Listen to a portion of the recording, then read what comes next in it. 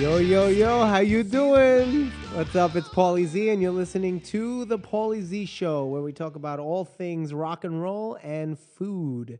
Two of my favorite things in life.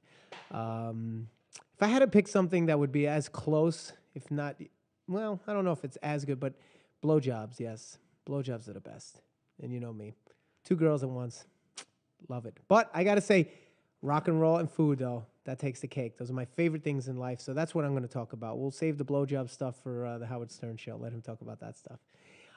So this is episode 3. I can't believe I didn't think we'd make it past the first one. But we are here, and we had some great responses on last week's episode.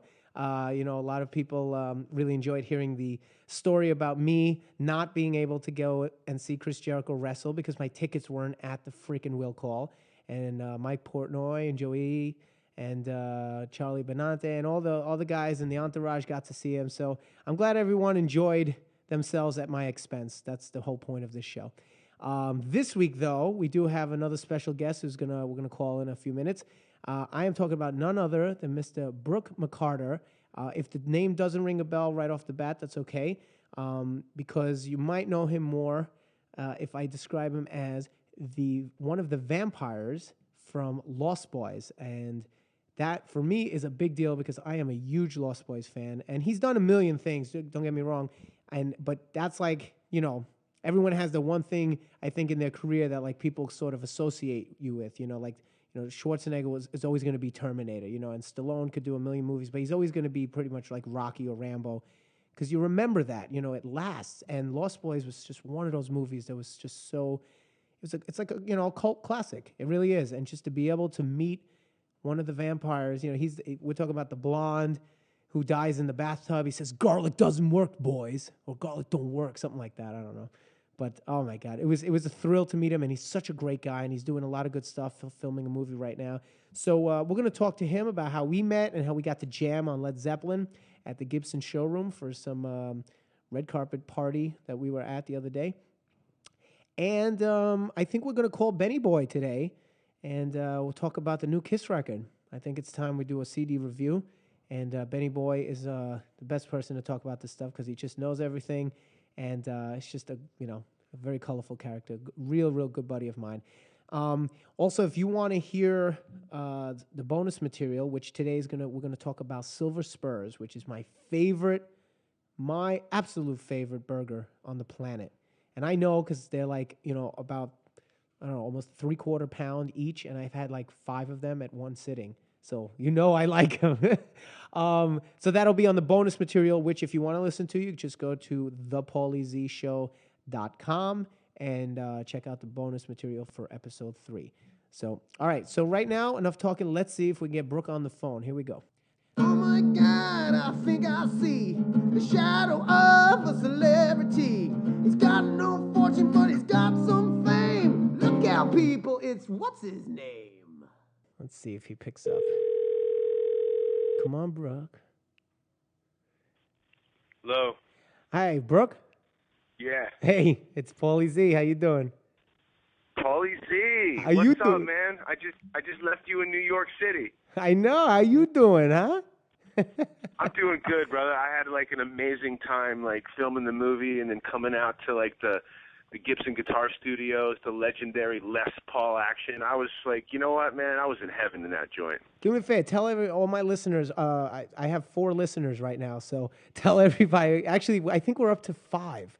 But tell everybody what movie you were filming so they know to look out for it. Yeah, well, I haven't been able to shake the cult horror film since the 80s with the movie The Lost Boys, and it's been a while, and I'm back, and I'm filming a movie called The Emerging Past in New York with the great Krista Grotte, who you should check out, Kristagrotte.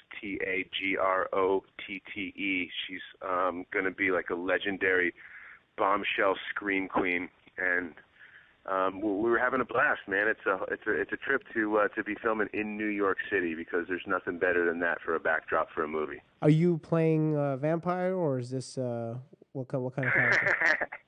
You know, man, like Twilight, True Blood, and The Vampire Diaries got that stuff covered. I'm moving on to more like the psychological thriller. Okay, good. Yeah, it's funny how like the all of a sudden it's like another resurgence of vampire stuff. It's crazy. It used to be taboo, and then like every kindergartner wants to be a vampire for Halloween this year. It's like it's so mainstream, it's ridiculous. Yeah. Well, let's tell. I know you. I know you just. You flew in on the red eye. You're probably very tired, so I don't want to keep you too long. But I just want to tell everybody how we met and what happened that night, because I thought it was just an awesome, magical night, and I think started a very nice relationship that I hope will last for a long time. So, want to first tell everybody how you got to be there, who invited you, and what you're doing before we met. Well. And I appreciate that introduction. Barry Brown, who's a kind of a photographer who goes back and forth doing political events and penthouse events, so it's like he runs definitely the gamut, invited me, and I brought Krista with me that night. We actually were filming in Queens, so I took the train in, and just ended up back in Manhattan outside the Hit Factory and the Les Paul thing, and I was in, and all of a sudden it's like, who is this? And people kind of introduce you, and you're like, even though the credits sort of a long time ago, it's like the Lost Boys thing has sort of stood the test of time, and so once kind of the word got out, it was like, hey, you're the and I met your brother, who was like a fan of the movie, and he was just such a cool kid. He was so excited about you performing with the band and doing that. And I told him, hey, I play drums. And then all of a sudden, like, we got the last song of the night, and it's like you called me up to like play drums with your stuff, and we did like a Led Zeppelin, Whole Lot of Love tribute that for probably like 200, 300, 400 people in the studio, like, that were all cheering us on, and then they closed the night out with it. Yep. And I tell you, I second that. It was a magical night, man. It really was. And I really appreciate the opportunity, Joey. I do. Well, first of all, wait, did you just call me Joey? Yeah. I'm going to kick your ass right now. My God. That's your brother. I'm so sorry. Actually, that's our drummer. I'm Paulie, and my brother that you met is Brian, and my other brother is David. But wow, now do we have any way of editing that part out? Oh man, that's okay. Oh my God, your drummer's Joey. Was he there that No, night? he wasn't there. I don't know where you got Joey from. Wait, you know what? And you know what sucks is on the last episode, Joey got tickets to go see Chris Jericho at Madison Square Garden, and I had tickets too, and they didn't have my tickets, and he got in, and I didn't get in. And now you're calling me Joey? What is going on? What is the world coming to? With the drummers taking over? The zombie drummers. Hey, look, man, Paulie, look. It's life on the Z list, baby. Life on the Z list. You see that? You know who I am, but you really don't know who I am. But you know what the funny thing is? I wanted to ask you because it was that was how I did, how I met you. I was introduced to you as, one of the vampires from Lost Boys. And I was thinking about that, and I was like, I wonder if that really bugs him or not, or is he comfortable with that? Like, when people say this is Paulie Z from Z-Rock, or ZO2 or whatever, it's like even if I do other things, like, I'm very comfortable because that's me. That's my project, my baby. But Lost Boys was one of many things that I imagine that you do or that you've done. Does it bother you, or are you cool with it? It's both, really, to tell you the truth. It's like, ha, ha, ha, yeah, and then you get over that. And then it's like when it becomes something like where they say, hey, it's Brooke McCarter from the Lost Boys every time. Yeah. You go like, dude, that's an old credit, and thank you, and it is a cult like classic and all that, and I'm really proud to be in it.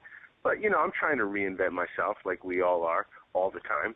So, yeah, it's like it's half and half. Yeah, I'm gracious, and it's a great calling card, but sometimes you do get sick of it. Yeah. See, but that's the thing, I would imagine, because, being in a band, this is all I do, and then when I had Z-Rock come out, it was a little weird because when half the people would introduce me as Paulie Z from Z-Rock, and I would always have to say, oh, and the band ZO2, because really, I'm a musician, you know what I mean? We're not actors or anything. We were very lucky that we got a television series, and I love it.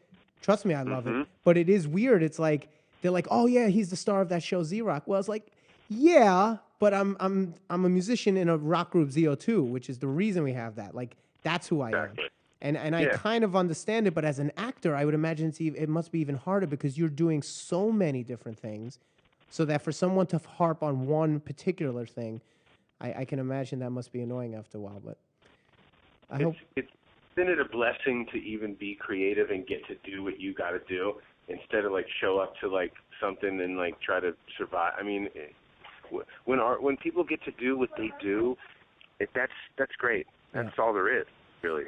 Well, I hope we weren't too annoying because I know my brother was super excited, and I asked you politely. I was like, "Is it okay if I introduce you?" And you were very, very nice about it. So thank you so much because we all are. I'm a major fan too. Lost Boys is one of my favorite movies of all time, but he is like super, super into it. So that was. And Paulie, I do actually thank you for jogging. Brian did like write me. It was like, hey, it's Brian Z, and I was trying to get the Z's. Like, I mean, it's like, okay, like, give me a break, man. I'm jet lagged. I'm on a freaking plane. I know. I've been up 16 hours a day, like for the last 14 days with one day off. I'm freaked out. Listen, and the truth is, look, the truth is, we just met. I mean, come on, you know what I mean?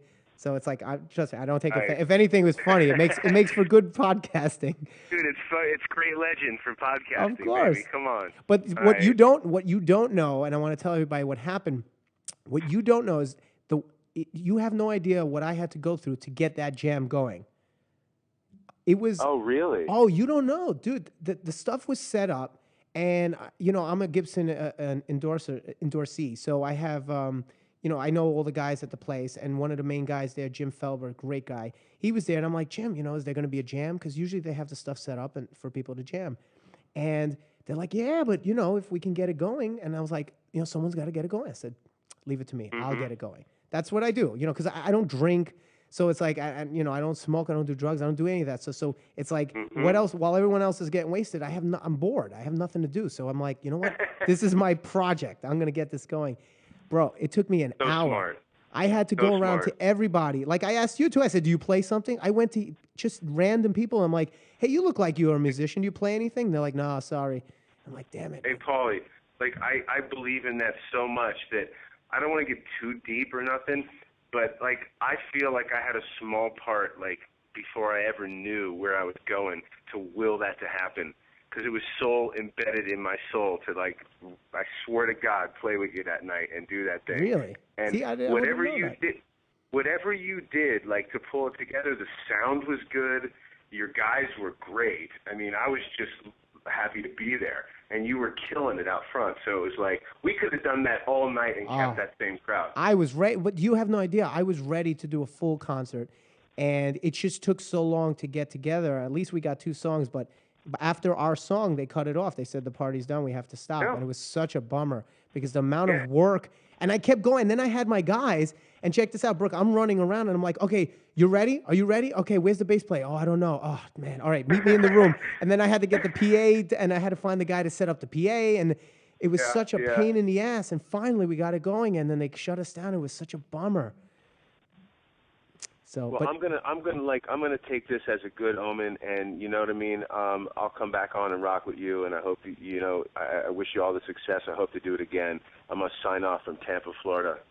All right, brother Matt. Brooke McCarter from the Lost Boys. Well, listen, we're gonna be in Tampa, dude. We're gonna be in Tampa in January. I told you, right? So you're gonna come down? You got to come down, man. Well, we're coming. Yeah, we're doing the Tampa Bay Lightning post-game show on January 23rd. And I'm singing the national anthem a cappella before the game. So you got to come. I'm gonna be there and bring like full force. Oh, a lot of cute girls. Oh, yeah. Right? Oh, and we got to, yes. We'll talk again, and we'll talk about some food and stuff, all right? Hey, tell Brian I said yo, will you? All right.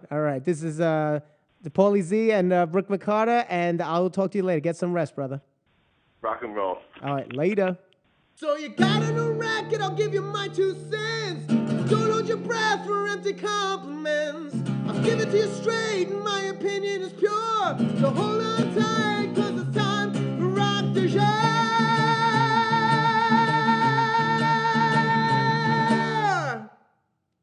All right, so we're calling Bennie Boy. Hello? Bennie Boy!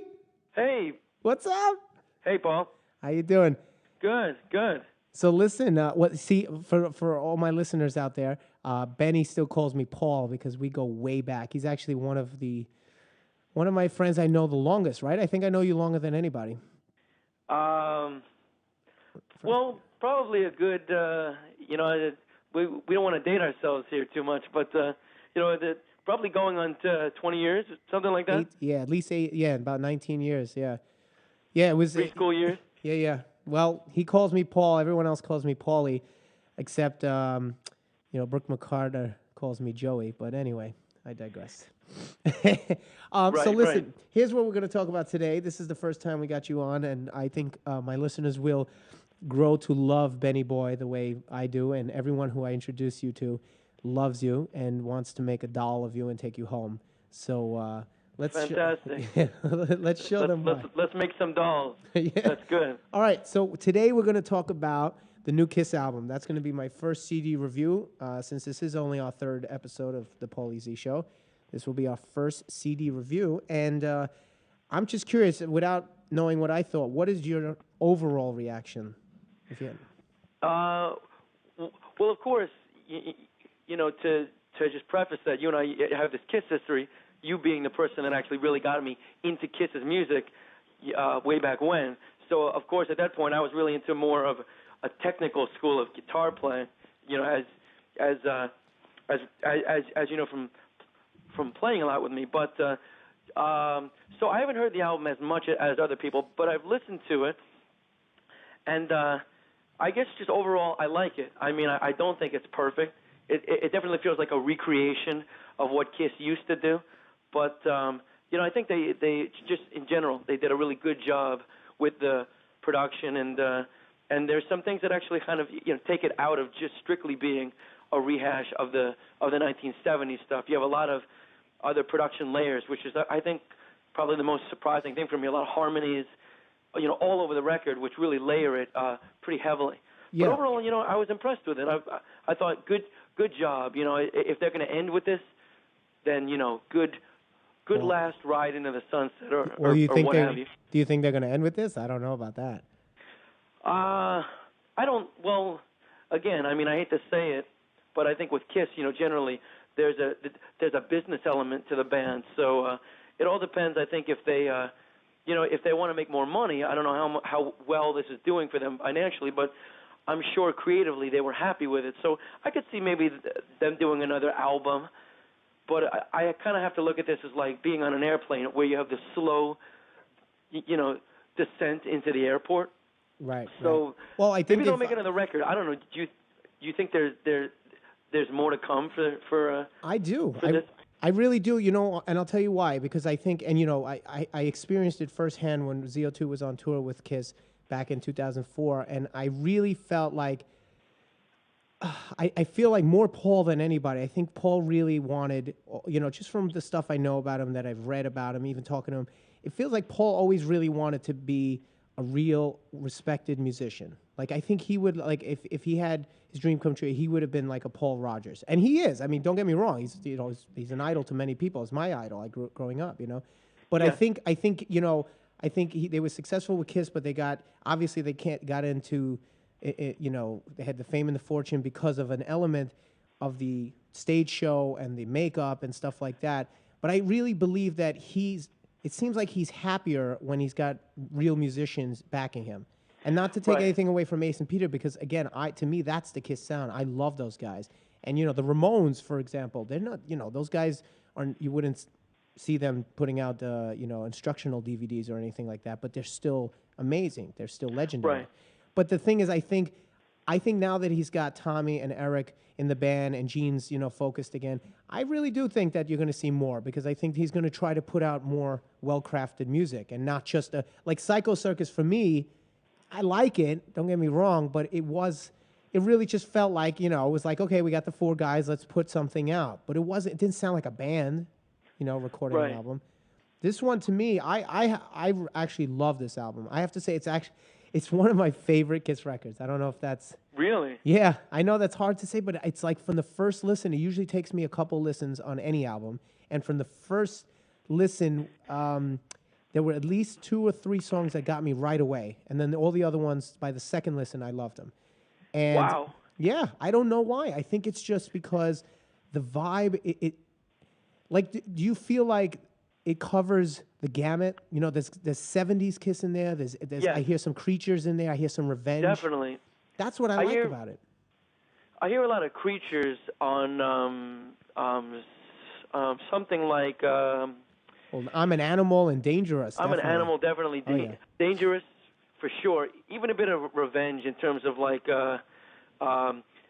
There's a bit of like Revenge, like I hear the chorus of Never Enough.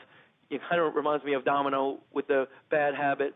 Right. Bad Habit thing. Right. The verse almost reminds me of Poison's Nothing But a Good Time. That's so funny. I said the same thing. And, you know, Joey said it was All Right Now. He said it's exactly All Right Now. Yeah. But no, yeah. but I said Nothing But a Good Time. Absolutely. Like, you know, I'm an Animal kind of had a bit of a Led Zepp, a slightly, you know, but also a very... I think Kiss, for this album, went probably more for the Calling Dr. Love. Yeah, definitely. And beyond. You know, that's really the heaviest production-wise Kiss went with their, you know, 70s stuff. Because when you hear the first album, the production is really thin. Like, you want to just throw on a live and hear those songs. You don't want to hear them as they were recorded on that album, which is unfortunate because, you know, Deuce and Strutter and all those, they're great songs. Yeah, I can't listen to those first three albums. I can't. And it's a shame, too, because songs like, you know, like Room Service and Love Her All I Can and Strange Ways and Going Blind, you know, just to hear those, if they were recorded well, would have been so much better. Dress to Kill is the best of the bunch. Hotter Than Hell, like, really, it never should have been left.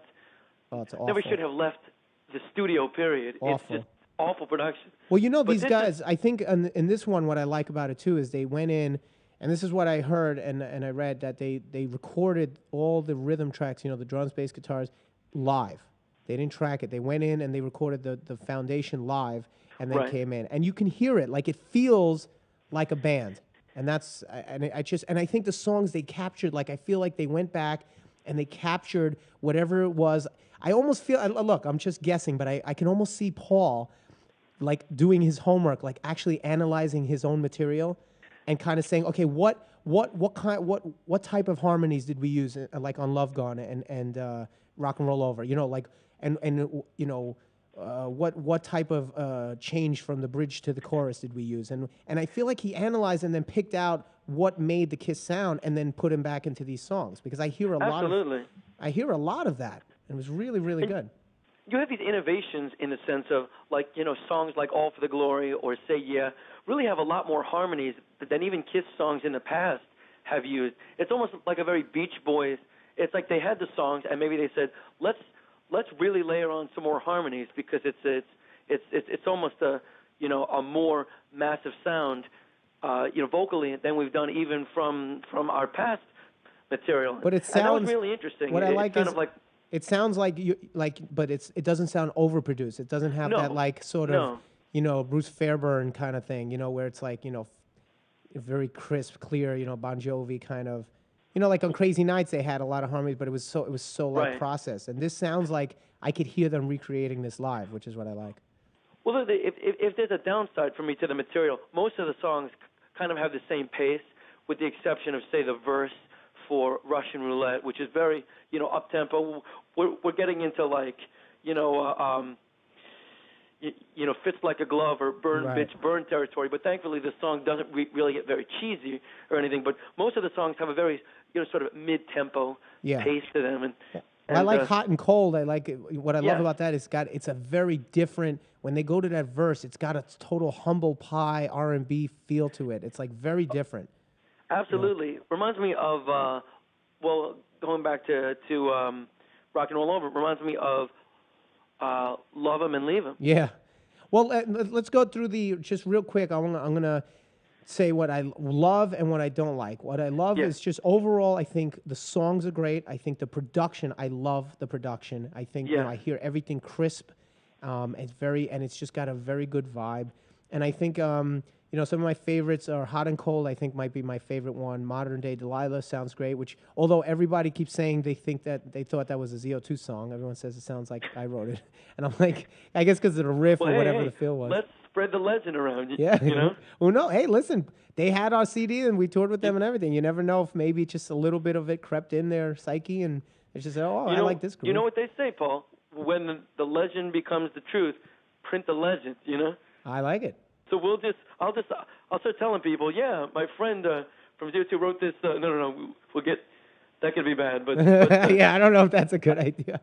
I'll tell you what I don't like. I pinched it for Paul Stanley when he had a stomach bug one night. Right. And Paul came in and wrote He said, we need this to be recorded. What, you know, you said I'll step in. No, that's I'll tell really, you. I'll tell you though, but you know, Paul produced it, and I wasn't sure because his solo record he produced, and I thought he did a great job as far as musically and tone. I thought he did a great job producing overall.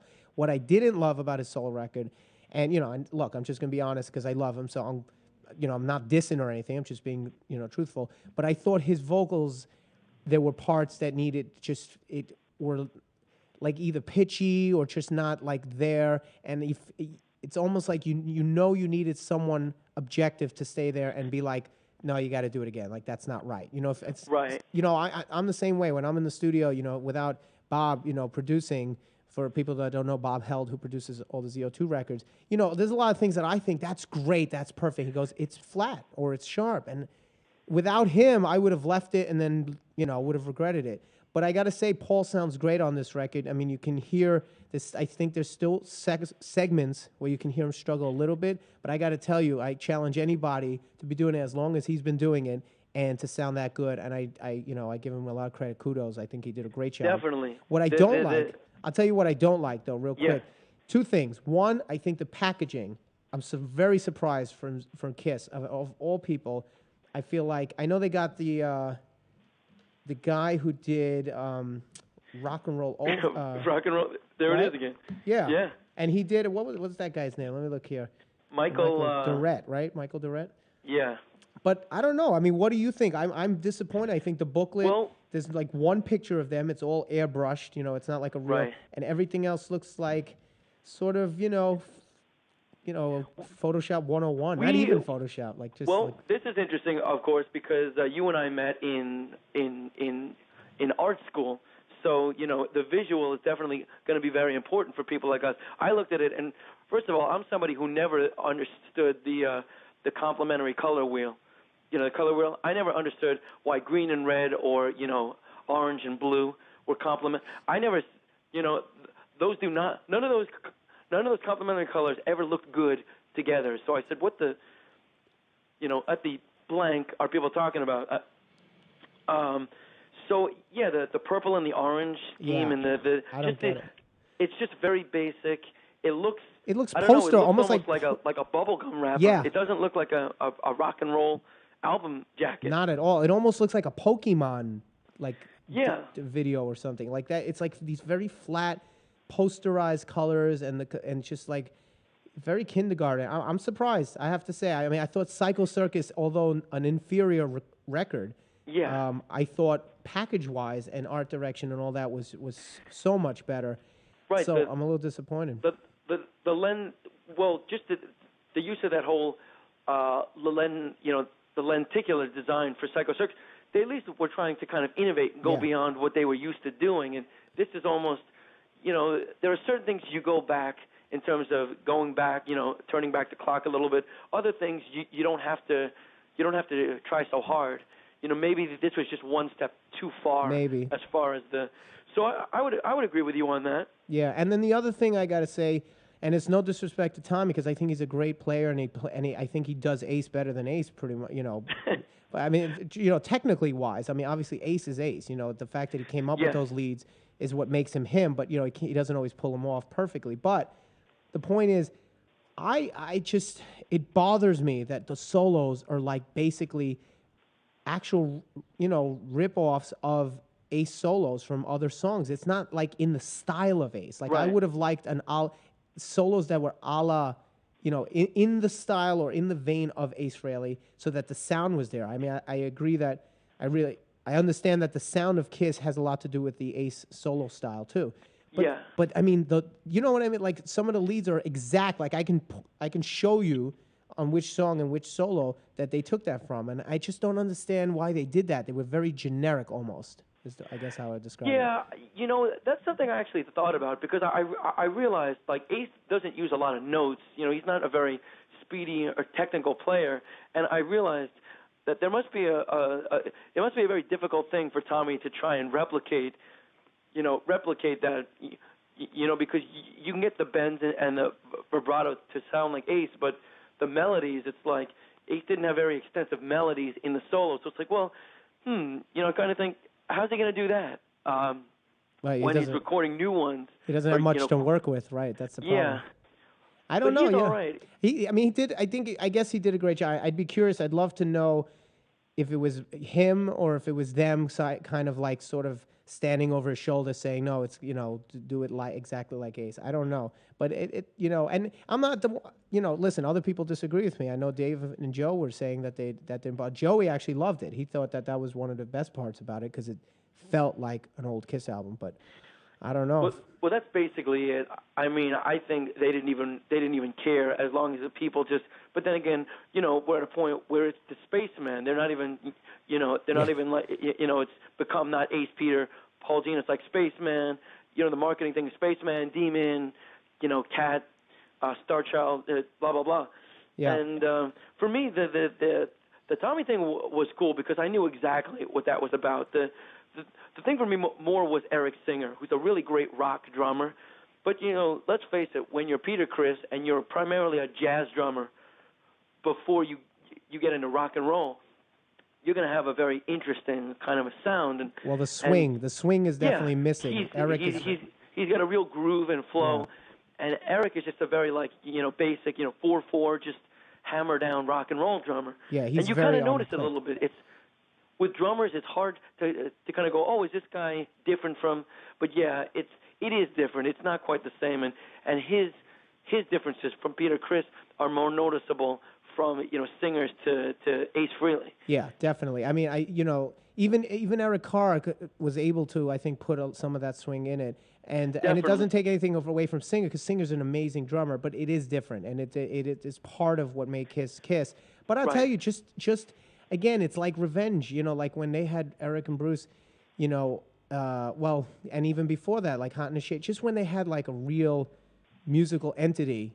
To me, I loved it. I really enjoyed hearing those songs played with real musicians, like that weren't sort of, I mean, I'm kind of in a minority just because by the time I gotten into Kiss, they were already doing like Hot in the Shade and, albums like Crazy Nights or what have you, Revenge. Those points. So the technical thing always sounded like, well, this is cool. It's hard to have any kind of a band with that. I mean, the kind of sound that Kiss had just was never going to fly for like 20-something years. They would have been dead and buried if they were, kind of a 70s rock band by the time 1988 or 89 came around. So this kind of going full circle makes sense as far as, why their career longevity has been what it is. Yeah. Well, listen. People got bored and they had to go all the way around to come back. Well, I think, we can talk about this all day, but we gotta wrap it up here. But I want to just say, just to everybody, I strongly recommend it. For me, if I just think it's a great record. It is one of my favorites. I know that sounds weird, but I love it. I've heard it at least 5-6 times already since I got it. I just got it recently, and I love it more and more. I love the fact that Tommy sings a song, Eric sings a song. I think everyone's on top of their game. I just think they did a great job. I wish the packaging was a little better, but besides that, the album itself is awesome. So kudos, guys. And Bennie Boy, thank you so much for lending us your. Thanks for having me on. Oh yeah, and we'll get you on again next time on the next episode. Which album should we review? You have anything that you want to recommend? The albums I want to review by Kiss or no, just a new album. It's something that came out. Is there anything good that you like? Because you've been really good about turning me on to bands. You turned me on to Danko Jones. Is one of the bands you turned me on to that Danko Jones, I love those guys. Maybe we'll do a Danko Jones CD. Sure. Don't they have a new one out called Proud to Be Loud? Is that I think the name? so. Yeah, I think so. I just bought it. Yep. Yeah. So I have that one. And then I was thinking maybe the Pearl Jam, the new one, Backspacer came out. Backspacer. That's really terrific. good. Yeah. So maybe we'll do a couple. So All right, I'll tell you what, Benny. I'll text you or I'll email you, and we'll do our homework, and then we'll come back next time on the Paulie Z Show, and we'll tell everyone what we think. All right? Fantastic. Not that they care, but we're gonna tell them anyway. Right. You know, who is this schmo you got on this? That's fine. It's schmo number 1 and schmo number 2, and you can figure out who's who. All right, Benny Boy, thank you. Number 2. It's fine. Thank you so much, Benny. Sure. All right, folks. Well, I hope you enjoyed this episode of the Paulie Z Show. It's our third one. I think we're getting better each time. We're sort of learning the ropes as we go. And, let's see. What did we talk about? We talked to Brooke McCarter about how me and him met and jammed at the Gibson showroom. And, the sort of the positives and negatives of being, in the Lost Boys and sort of being recognized only as that. So, and we'll talk to him again about it. I'd like to get more into detail on that. And we talked to Bennie Boy. Bennie Boy. Love Benny.